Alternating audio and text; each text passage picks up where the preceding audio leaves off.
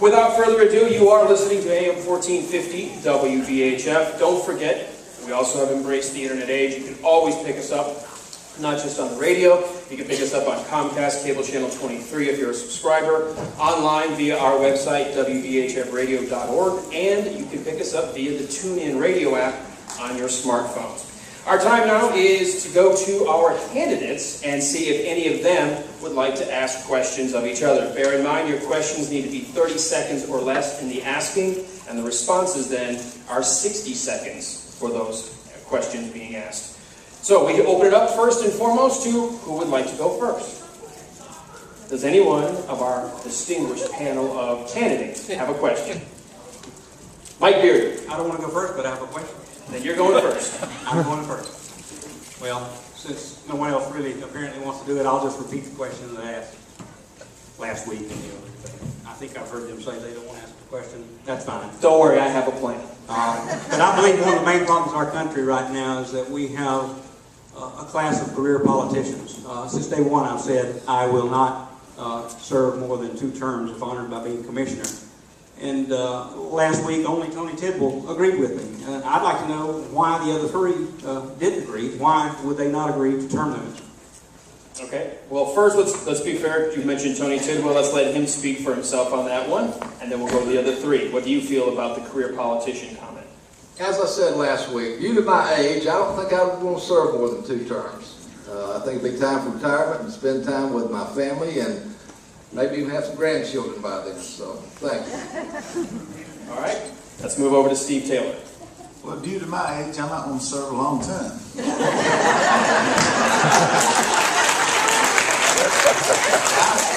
You know, I'm for term limits for senators and Congress and people that make laws, but for a county commissioner that does a real good job, that is a good administrator, and looks out for the will of the people. If I serve 8 years, and I'll probably have enough after 8 years, but if I want to serve again and the people want me, I would not tie my hands and make that pledge just because I don't know what the future holds. And it's up to the people anyhow to decide if I've had enough time or not. So, no, I wouldn't make that pledge. Okay. Tracy Lewis. No, I would not make that pledge either, because term limits this is a 4-year commitment, a 4-year term, and your limits would be the people speaking. If they want you back in office, and if you're doing a good job, they will elect you back in office and to do another good job. If they don't think you're doing a good job, you will not be elected. So that is your term limits, in my opinion. Thank you. And to Mike Abernathy, term limits. I said no last time. It was just strictly because you don't want to tie your hands later on down the road. If you just say, I'm not going to do it, you never know what's going to happen. We got 477 square miles of wonderful property here and 104,000 finest people in the world. And if you could do a wonderful job and give your 150% to this job and serve this county, and they kept putting you in, I don't care if Clarence Brown, first thing I said to Clarence Brown when I went over to talk to him, I said, Brother Clarence, I said, you're not going to decide to run again after we've spent all our money on signs, are you? And he said, no, I'm not. I said, well, you look mighty fine. You look like you're good and healthy. He said, yeah, but I'm beat up on the inside. And that was his words. He said, this job will beat you up, son. And I think that to say anything different, I believe like the rest. I believe you get in there and do a great job at Bartow County. That's why we don't have a board of commissioners. That's why we have one, because he's done such a wonderful job over 20 years. And I would hope to goodness that I could do the same job. Okay. Thank you very much. May I answer the question too? I'm sorry. May I answer the question too? Would you like to answer your own question? It was not directed at Clarence Brown. It was directed to these 4. He's our blessing. Thank you. Yeah. All right. Now that we've had our first one get their feet wet in the water, do any of you now have a thought, a question you would like to ask of each other, or as the panel of a whole? You like my hair? Nobody?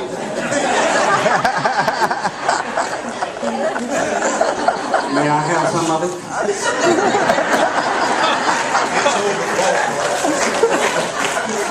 For those of you listening at home, you are missing a treat. All right, then here's what we've got as Plan B, because we've got these wonderful questions. What we're going to do is more of a rapid fire. Each of our panelists here have some additional questions, but you will be limited to a 30-second response. Pick your answers carefully and obviously speak quickly. We'll have our timer down here to help you. We'll start off with Ernestine Young-Jones. Thank you.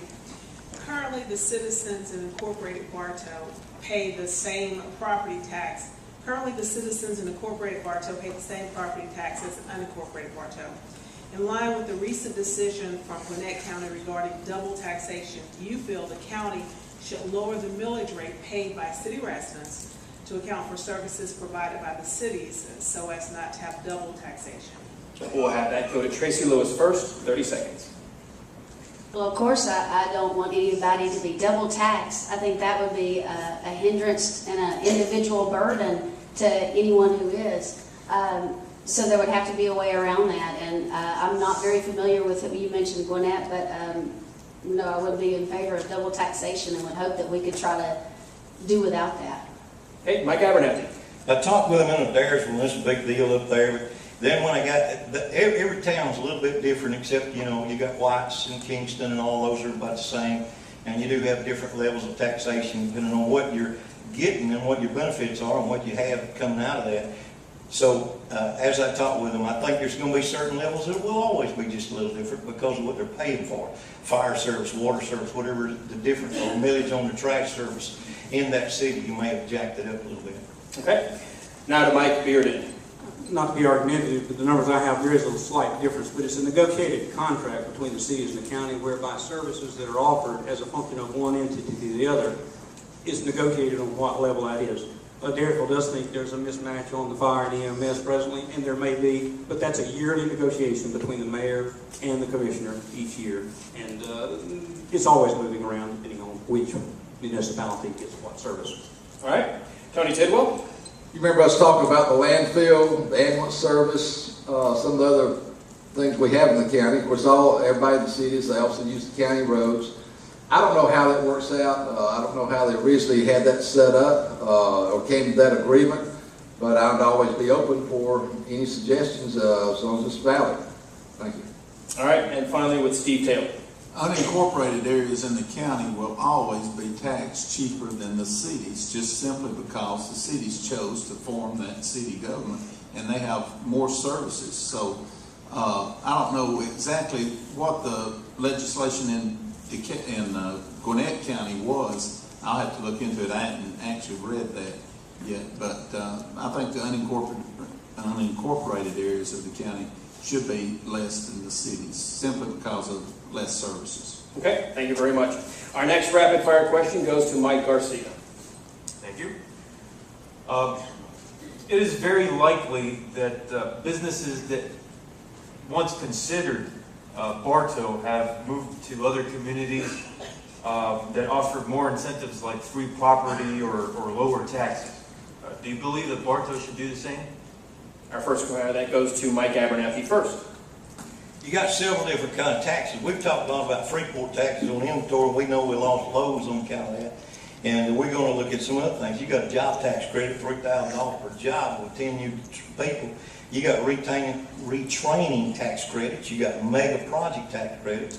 At BOA and some of these new companies coming in here, if you get these mega project tax credits, we even got child tax care credits. We got R&D tax credits. They can get these if they know them and know about them if they'll come in and talk with development. Okay, thank you very much. Mike Bearden.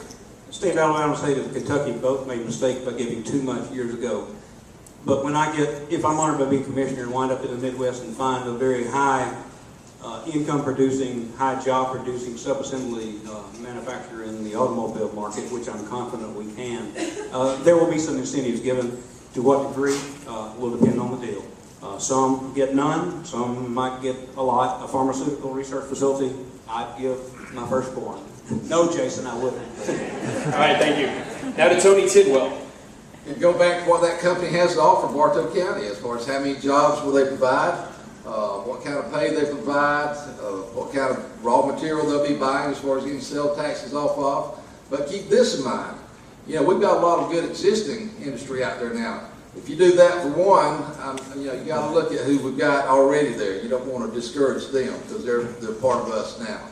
Thank you. All right, and finally with Steve, not finally, with Steve Taylor, number 4. Yes, of course, we would offer free property and tax abatements and water sewage, whatever we had to do, depending on the wages, and as Tony said, the number of jobs that was available. If a company came in here with 300 jobs and wanted to pay $20 an hour, you bet we'd do everything we could to get them. And so would other communities that wanted them. That's the thing. You're going to offer all this and you still may not get them because other communities want them just as bad as we do. Okay, and now finally with Tracy Lewis, that same question. Yes, I believe in incentives with accountability. Whatever we give, they have to be some measures that they are being accountable for. If they're going to provide a certain number of jobs at a certain rate and a certain increase, then that's what we need to hold them accountable for. One bird in the hand is better than 2 in the bush. We've got to get something going, and we've got to get some industry in here. So we need to give incentives, but with accountability and somebody holding them to that, which I would do. All right, thank you very much. Question 3 in our rapid fire segment will then go to Jessica Lodi with the Daily Tribune News. The issue of a county administrator has been brought up several times tonight. With the large amount of institutional knowledge leaving with Clarence Brown, what are your plans for county administrator? Would you hire locally or from the outside? And will you have someone when you take office? All right, we go first to Mike Bearden. As I said before, no, a large part of my profession has been in that arena. I've been Chief Financial Officer for a $300 million transportation industry startup. I've been Strategic Financial Advisor for Fortune 500 companies in their corporate decisions. I was Financial Controller for Georgia Power's generating plant construction program, $10 billion effort, a large organization over 10 years. I'm going to be the administrator for the first few months until I decide where the warts are. Okay, thank you. We go to Tony Tidwell. I would not be in a rush to hire one, but I would prefer somebody that's local, that's got the roots here, and understand the way we operate and people here. It may not be available. If it's not, we'll have to go outside the county. But I would like to it'd be great to be able to have the current administration to actually be a part of that interview process, because they know what that administrator, the qualifications they need, and the knowledge that they need to possess. Thank you. Thank you. Now to Steve Taylor. I would not only hire one quick, I would talk to the present commissioner and see if maybe the person that I chose could even go to work before I took office. I think that job is so important, and that job could save the county thousands of dollars, and try to find somebody, she or he, whoever that person may be, in the county or outside, the job search would go wide, and that position is so important. Okay. And to Tracy Lewis. Yes, the county administrator is very important. I would form a search committee. I've served on many, and would hope, and not saying that there's somebody not here in Bartow County that qualifies for this, but you would hope that they would have public administration and a government atmosphere skills. They have had that experience. And I was talking with Steve Bradley and Clarence Brown, and they're willing to help and come on a contract basis, or even do it before I would take office, and help with that committee process. But the best qualified person for Bartow County will stop at no less. Thank you. And we wrap that question now with Mike Abernathy. As soon as possible, get that person in place. I've already talked with two individuals, and one with a legal degree, one with a master's in business, and looking at those, and I think you're going to have to move quickly on that. You need to get them in. And like you say, we know that the county is ready to get them on board as well, and get them in place. Okay. Back to Ernestine Young-Jones with another question. Thank you, Alan. I'd like to ask each of you, what do you believe the role of the county commissioner to be versus the role of, or the duties of the county administrator? All right, we'll ask that question first to Tony Tidwell, the differentiation of duties. I think the county administrator has a more hands-on as far as the financial, if you want to say the balance sheets, to be able to bring more ideas to the table. I think the commissioner deals a lot with individuals. They get a chance to talk to people, find out more about what the needs are, and they're there basically to give the final approval or coordinate between what the county administrator brings out that's needed and maybe some of the other departments. But not being in there exactly, we'll find out more if that opportunity presents itself. On to Steve Taylor. I think the county commissioner's the leader. He's the person that is responsible for everything that happens in the county. Everyone under him, he's responsible for.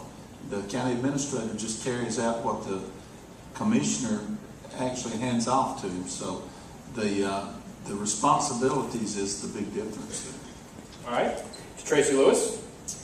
The county commissioner, he or she, is the leader, the visionary, the innovator, and the representative for inside and outside the county. Go into the people and see what are your needs, what do you need in Adair's, what do you need in Sugar Valley, what do you need in Pine Log, and also represent us outside of the county and go in and find in those industries to come here to provide our jobs. The administrator does everything from A to Z. I am capable of doing that, but I would rather oversee it and be your representative and your leader as county commissioner. Okay. Mike Abernathy. County commissioner's going to be a people man. He's going to be the person out there caring for the welfare. It's almost like you got a big house. It's just like a big business. With Georgia Power, you may have 600 people in a power plant, but that becomes a 600-member family. Bartow County is a 700 to 800-member family. We're going to have number one job priority is going to be welfare, safety, and concern for the people of Bartow County and the people that work with the county. And every decision he makes is going to be limited to somebody's career if he's not careful. Thank you. Mike Bearden. 5 classic roles of an organization. The commissioner will be the chief executive officer. The administrator is the chief operational officer. Those 5 components are strategy, vision, external relations, and then internal management. The first 3 are the function and will be kept in the CEO, the commissioner. The last 4 will embody planning, organizing, directing, and staffing the business of county government. All right. Thank you very much. We have one final of our rapid fire segment as we're getting closer to the top of the hour, which is when we will end. So let's go to Jessica Loading. Give her the last word on this segment. Jessica? Okay. All of you at some point have referenced your business experience. In interviews, Commissioner Brown has said that running the county is not that similar to running a business. How do you plan to make that transition from business to government? We'll start with Steve Taylor. Well, running a business, if you're running a business, you're going to make a profit, or your goal is to make a profit. Running the county has to be different, of course. You've got services that some of these departments are just not going to make money. Every department, we talked about the EMS, we talked about the landfill. I think there's other departments, the courthouse, of course, it generates revenues, but it's not going to make a profit, and we know that. But you run it as efficient as possible. Okay. Tracy Lewis. Yes, I think business experience is important in leading the county, and the transition would be easy for me. If you don't have it, you can't spend it. That's how you operate your own home. That is a business, and that's how you'd operate the money of the county. So the transition to me would be seamless. Of course, there would be a lot to learn, but I believe I have the experience and the ability to do this job and without much problem in the transition. Mike Abernathy.